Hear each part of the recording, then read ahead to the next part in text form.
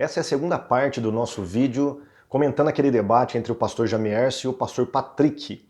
Desta vez eu quero analisar um argumento que foi colocado pelo pastor Jamierson a respeito da união hipostática, ou seja, Jesus é 100% Deus e 100% homem. Se Deus, o Pai, abandonou a Cristo na cruz, então houve um tempo em toda a eternidade em que a Trindade se desfez, em que a Trindade ela deixou de existir. Porque a Trindade, nós compreendemos, é o Pai, Filho e Espírito Santo. Se o Pai abandona o Filho, literalmente, na cruz, então há o que? Uma desassociação entre os membros da Trindade, entre as pessoas da Trindade. E isso, claro, é uma heresia. O senhor Patrick não soube responder isso. Existem outros argumentos a respeito desta questão, porque este ponto em particular, sobre a morte de Cristo na cruz, o que acontece com Cristo após ele morrer na cruz, isso é uma pedra de tropeço na teologia adventista e de resto na teologia mortalista. Por quê? Porque se Jesus morre literalmente, desaparece na cruz, a Trindade deixa de existir. E como poderia o Deus da vida, aquele que disse eu sou a vida, morrer, deixar de existir, desaparecer completamente? É impossível. Isso vai contra as doutrinas da palavra de Deus, contra as doutrinas bíblicas. Portanto, esse é um problema para os adventistas e para os mortalistas de modo geral. Esse foi um problema para o senhor Sérgio Monteiro, quando o Jamierson também colocou essa questão para ele, e ele saiu com uma rota de fuga apelando para o mistério. Nós sabemos que Deus não pode morrer. Deus não pode morrer. Como isso se dá, eu consideraria também um mistério. O senhor Patrick, em outro debate que ele teve na HIT, ele também tentou sair com a palavra mistério, mas ele foi além. Ele disse que ele acredita que, de algum modo, a divindade de Cristo não morreu. A parte humana morreu, mas a parte divina não morreu. Quando ele disse isso, ele caiu claramente numa heresia condenada no concílio de Calcedônia, chamada de nestorianismo. Aliás, de Éfeso, né? Nestório, ele simplesmente dividiu as pessoas em Cristo. Duas naturezas divididas, duas pessoas divididas. E isso foi condenado por toda a igreja. Por quê? Porque é uma heresia, tem implicações soteriológicas, cristológicas e ontológicas. É complicado, mas o senhor Patrick, ele admitiu isso aí. Agora, nesse debate com o Jamierson, ele não conseguiu demonstrar aquele pensamento que outrora ele expôs num debate na HIT com outro debatedor. E eu particularmente creio que na morte de Cristo Jesus, a sua parte divina não poderia morrer, então a sua parte humana se separou de Deus. Então a sua parte humana se separou de Deus. E a parte humana de Jesus morreu. Mas a sua parte divina, eu não sei o que aconteceu. A palavra de Deus não nos revela. E depois, no terceiro dia, quando Jesus se ressuscitou, elas se uniram novamente, sua parte divina e sua parte humana, e a união hipostática, né, que você usou o termo, foi refeita e durou por toda a eternidade. Então, eu não vejo problema algum em a parte humana de Jesus haver morrido e depois ser ressuscitada e se unir novamente com a divina. E não há nenhum texto bíblico que diga que essa minha ideia esteja errada, assim, pelo menos que eu não saiba, né? De repente agora eu posso ficar surpreso. Mas a nossa pergunta é, se a natureza divina desapareceu completamente, a divindade deixou de ser trindade pela primeira vez na história de toda a eternidade? Essa é a implicação do argumento do senhor Patrick. Por outro lado, se sobreviveu apenas a natureza divina, como o senhor Patrick bem colocou em outro debate, então a união hipostática se desfez completamente, caindo na heresia nestoriana. O senhor Patrick ele está admitindo uma heresia nestoriana. Portanto, ele está condenado não só pela história da igreja, mas também pela palavra de Deus. E tenta separar as duas naturezas. Não tem como separar as duas naturezas. Há duas naturezas em uma só pessoa, e isso que faz o Jesus Cristo homem e o Jesus Cristo Deus. Se você mexer nessas naturezas, você está incorrendo em heresia. E é isso que está fazendo o senhor Patrick. Mas por que eles fazem isso? Por que eles apelam para um mistério? Simples. Porque se você for ver a morte de Cristo pela ótica mortalista, você vai ter problemas para admitir que Cristo ele morreu completamente sem deixar de ser Deus, sem deixar de ter uma desassociação na Santíssima Trindade. Mas se eles insistirem, por exemplo, a natureza divina separou-se de Cristo. Toda natureza ela precisa de uma personalidade. Tá? Se a natureza divina de Cristo separou da natureza humana dele na cruz, só foi a natureza humana que morreu, a natureza divina não, sobreviveu à morte. Toda natureza precisa, para sobreviver, de uma personalidade. Sem personalidade não há natureza.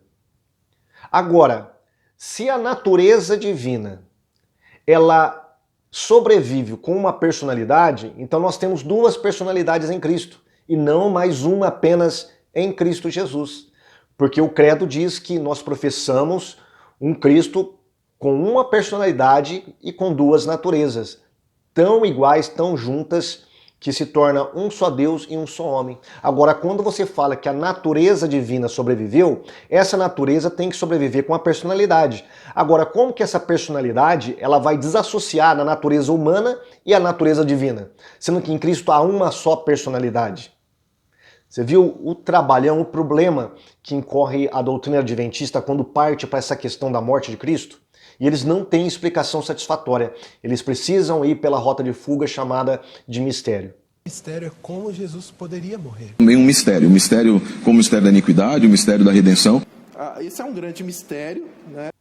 Agora, o senhor Patrick também ele cometeu um outro erro. Esse erro histórico. Talvez ele não tenha analisado muito bem os credos, lido as atas dos credos de Calcedônia, de Constantinopla. Ele disse que a alma, quando o pastor Jamierso colocou lá que o credo de Calcedônia professa em Cristo uma alma racional em um corpo, ele deu risada do pastor Jamierso falando que o concílio não falava nada disso, tal. Depois que o pastor Jamierso provou para ele, lendo que o concílio de Calcedônia falava sobre uma alma racional em Cristo, aí ele ficou mais quieto, né? Não soube explicar por que o concílio falava, sendo que ele falou que o concílio não falava sobre alma, não tratava sobre alma, sendo que o pivô de toda a discussão com Apolinário era justamente a questão da alma racional em Cristo. Apolinário negava a alma racional em Cristo, falando que o Logos havia absorvido essa alma racional e agora não tinha mais alma racional, era apenas o Logo em um corpo, em um boneco. É claro que isso tinha implicações soteriológicas claras e por isso que os pais da igreja condenaram o apolinarismo. Agora, veja bem, o senhor Patrick sabia muito bem que os pais da igreja acreditavam na alma imortal, acreditavam que o homem tinha uma alma, e eles não negavam isso em Cristo. Quando eles usam a expressão alma racional, está falando da nossa alma. Por exemplo, eu quero ler para vocês aqui um dos maiores adversários também de Apolinário, não só de Ário, mas também de Apolinário, foi Atanásio de Alexandria. Olha o que ele diz nesse livro, Tomo aos Antioquenos. Ele vai falar sobre a questão da alma em Cristo, ele vai bater de frente com Apolinário. Vamos ler. O próprio Verbo se fez carne, embora continuasse a existir na condição de Deus, em favor dos homens. Ele se fez homem segundo a carne em Maria. Este Salvador não teve um corpo inanimado ou carente de sentidos, nem um corpo privado de alma. Não era possível que existisse no Senhor, feito homem por causa de vós, um corpo sem alma, pois por ele foi realizada a salvação não só do corpo, mas também da alma. Preste atenção. Atanásio diz, ele está batendo de frente com Apolinário, ele diz que em Cristo há uma alma racional dentro dele. Que Cristo não veio salvar apenas o corpo, ele veio salvar também a alma. Então, os pais da igreja, eu estou tomando por base aqui Atanásio, acreditavam numa alma racional. Mas será que essa alma era alma imortal também? Vamos ver o que ele diz. No livro Contra os Pagãos, no tópico Existência da Alma, ele vai falar o seguinte, olha. Todavia, como eles negaram Deus, os ímpios recusaram talvez também reconhecer que tem uma alma. E isto seria mais verossímil que qualquer outra coisa. Porque negar a Deus, o autor e o criador da inteligência, é não ter inteligência. Assim que cada homem tenha uma alma, e alma racional é necessário, por causa do simples. Mostrá-lo em poucas palavras e também mais que alguns heréticos. E tanto mais que alguns heréticos negam igualmente. Imaginando, olha aqui, parece que ele está aqui respondendo aos adventistas, né? Imaginando que o homem não é outra coisa senão a aparência visível do seu corpo.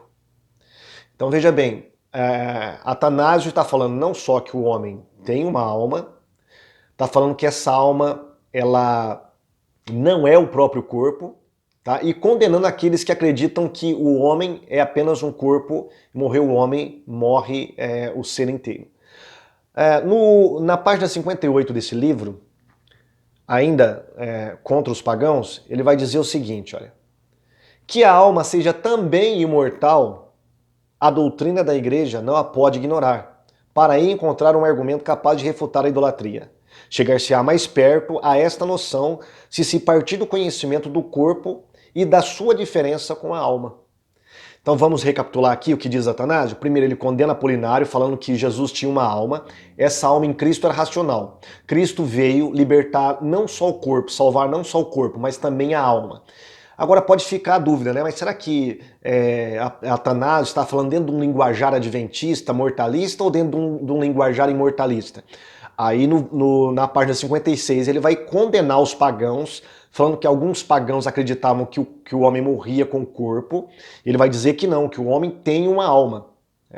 O homem tem uma alma. E na página 58 ele vai falar que esta alma racional é uma alma imortal. Então Atanásio pode representar muito bem o pensamento geral e unânime dos pais da igreja naquele concílio, quando eles condenaram Apolinário. E eu digo mais, até Apolinário acreditava numa alma que sobrevivia à morte do corpo. Então o Sr. Patrick demonstrou uma total ignorância, não só de história da igreja. Se não foi ignorância, ele usou de uma desonestidade intelectual ali para tentar sustentar a sua argumentação. Mas a questão é, em Cristo havia uma alma que sobrevivia à morte do corpo, como em nós há. E isso é um grande problema para os mortalistas. Por quê? Porque eles não sabem o que fazer com a morte de Cristo. Para onde foi o Cristo, autor da vida? Simplesmente o autor da vida, a própria vida, morreu? Deixou de existir? Ficou privada de consciência? Não tem como. Outros textos da palavra de Deus vai mostrar muito bem que Cristo esteve no paraíso. Ele diz, hoje mesmo estarás comigo no paraíso, ao ladrão da cruz. Então ele não ficou ali esperando até o terceiro dia para novamente voltar à vida. Tá? Ele foi ressuscitado em seu corpo no terceiro dia, sim, mas a sua alma sobreviveu à morte do corpo. E em João, capítulo 2, no Evangelho de João, ele diz para os judeus, olha, em 3 dias eu vou derribar esse templo, eu vou derrubá-lo e vou reerguê-lo. E aí os judeus ficavam acusando Cristo, como pode? Isso aqui levou centenas de anos para ser construído esse templo, ele fala que em 3 dias vai derrubar. Aí João explica, olha, ele estava falando não do templo lá de Herodes, estava falando do corpo dele, o templo do seu corpo, que em 3 dias iria para a terra, mas depois de 3 dias ele mesmo iria erguer o seu corpo da terra. Agora a minha pergunta é, como que Cristo poderia ele mesmo erguer o seu corpo da terra se ele estava inconsciente, se ele estava inexistente neste momento? Esse versículo, então, ele se torna mentiroso, ele não se torna verossímil. Mas nós acreditamos que essa é a palavra de Deus, acreditamos nela. Agora, eu quero deixar essa bola para os adventistas, né? Eles que não acreditam na imortalidade da alma, na sobrevivência da alma após a morte, o que eles farão com a morte de Cristo? O Sr. Patrick não soube responder. Em outro debate, ele tentou fugir, caindo na armadilha nestorianista, ou seja, a heresia de Nestor em separar as duas naturezas, simplesmente porque eles não sabem o que fazer com a morte de Cristo. Meu amigo, é difícil, tá? Vamos ser fiéis à palavra de Deus. Tá? A doutrina da imortalidade da alma é uma doutrina bíblica e ela ressalta de diversos versículos da palavra de Deus, tanto do Antigo Testamento quanto do Novo Testamento. Se você gostou desse vídeo, eu quero convidá-lo a se inscrever em nosso canal. Quero que você também comente, tá? Deixe os seus comentários, se você concordou ou não concordou, quiser complementar alguma coisa, citar algum versículo bíblico que vai corroborar com o que nós falamos aqui, porque nós trouxemos aqui nesses 2 vídeos algo a mais que eu acredito que faltou naquele debate, tanto por parte do pastor Jamierson, né? Porque na hora ali do calor do próprio debate não dá para nós lembrarmos de tudo. Mas eu tentei complementar no primeiro vídeo, nesse vídeo também, e expor alguns erros, né, e algumas heresias também do senhor Patrick neste debate. Eu quero mandar aqui uma saudação, um abraço aos nossos irmãos e amigos que têm constantemente mandado, comentado nos nossos vídeos de modo geral, né, pedindo outros temas. Teve um irmão que pediu um tema sobre a apologética reformada. Outro pediu sobre a questão de Ellen White, né, para nós comentarmos a idolatria whiteana dentro da igreja adventista. Quero mandar um abraço para esses irmãos. Continue assim, continue assistindo os nossos vídeos, continue comentando, que Deus possa te abençoar. Tá? E até o próximo vídeo, se assim o Senhor o permitir, nós estaremos de volta com outros temas relevantes, sempre para a defesa da fé cristã. Deus abençoe e até lá.